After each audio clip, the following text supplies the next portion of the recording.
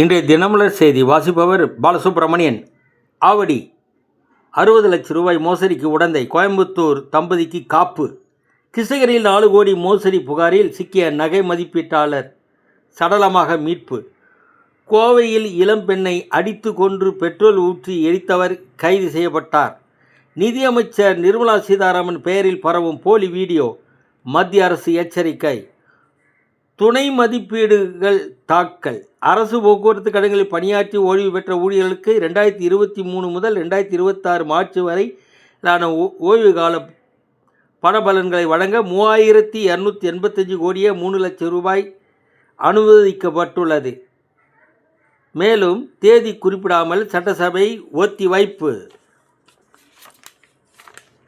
இந்து சமய அறநிலைத்துறை கட்டுப்பாட்டில் உள்ள கோவில்களுக்கு சொந்தமான வீடுகள், மனைகள், வணிக கட்டடங்களுக்கு வாடகை நிர்ணயம் செய்ய புதிய வழிகாட்டு நெறிமுறைகள் வெளியிடப்பட்டுள்ளன. வணக்கம்.